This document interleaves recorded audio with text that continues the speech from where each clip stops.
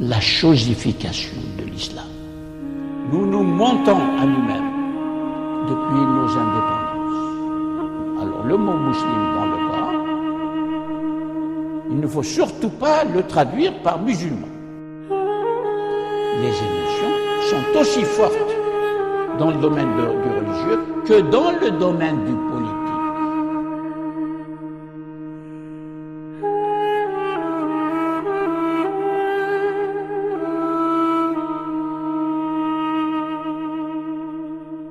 Après le 11 septembre, c'est un événement politique. Le monde entier était dans une émotion incontrôlable. Et jusqu'à présent, ça laisse des traces. Et les réactions immédiates, que ne contrôle pas la raison, sont là, même lorsque nous parlons seulement de politique.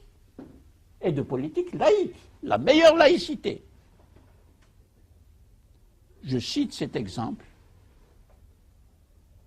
pour vous faire comprendre, si possible, que tant que les chercheurs dans les pays musulmans ne s'intéressent pas à la géopolitique et à la sociologie de l'imaginaire,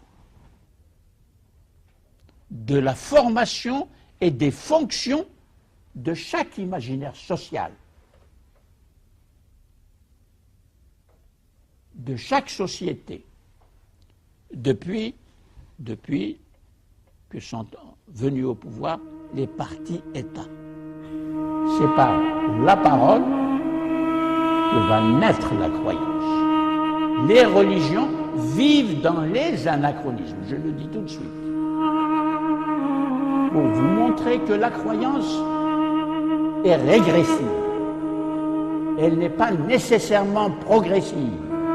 Elle est régressive lorsqu'elle se détache totalement de la raison et qu'elle devient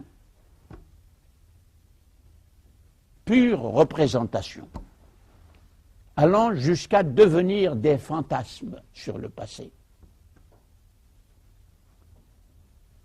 Un regard fantasmatique sur le passé pour l'élever et lui donner de la force d'attraction pour les croyants, mais des croyants d'une autre nature, parce que tout a changé.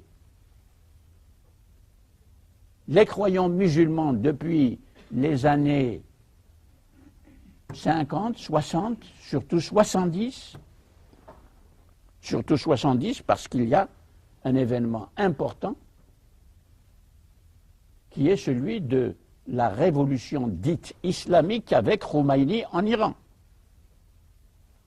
À elle seule, c'est un sujet qu'il faudrait analyser et étudier parce qu'il a changé les conditions, justement. Vous sortez des clôtures dogmatiques, Mohamed Harkoun. Il faudrait donc passer, si je le suis bien, d'une raison téléologique qui servirait à démontrer exclusivement à la fois la valeur du dogme et de la proclamation et donc de l'existence de Dieu, à la raison pure, la raison des Lumières. Nous en sommes loin. Oui, nous en sommes très loin, mais je ne dirais pas la raison téléologique parce que il y a un but à poursuivre et ça risque de nous conduire vers un dogmatisme. Moi, je guette tout ce qui peut nous conduire, je dirais plutôt, ça, ce sont les tâches de ce que j'appelle la raison en voie d'émergence.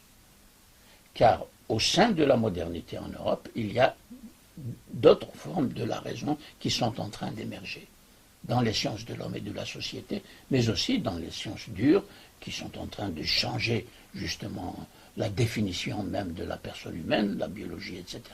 Il y a un très grand mouvement d'invention, de changement de paradigme, de changement de champ de l'exploration à la fois scientifique et de l'exploration de la condition humaine.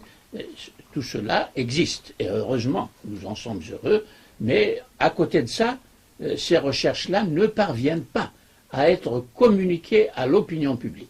Ça, c'est la grande faiblesse et le grand échec de nos grandes universités, de nos armées de chercheurs qui demandent toujours plus d'argent, etc. Certes, il en faut, mais il faut expliquer cet échec.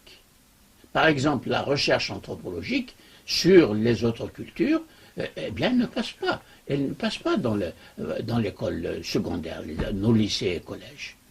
Et donc, elle ne passe pas dans l'opinion publique. Et les partis politiques, quand ils font leur campagne, eh bien, c'est pas leur affaire, hein. Ils laissent ça aux professeurs. Mais il se trouve, pour des raisons que je n'ai pas le temps d'expliquer, les professeurs eux-mêmes ne transmettent pas. Ça, c'est un point faible, considérable. Ce n'est pas parce que nous n'avons pas les moyens et que la raison ne travaille pas, et elle travaille avec succès, ça n'est pas pour ça. C'est parce qu'il y a les corps intermédiaires et les rouages, les voies intermédiaires de transmission de ces connaissances par une pédagogie appropriée pour que, démocratiquement, vraiment, et c'est ça, démocratiser la connaissance, c'est ça. Eh bien, la démocratie, sur ce point, moi je dis qu'elle échoue.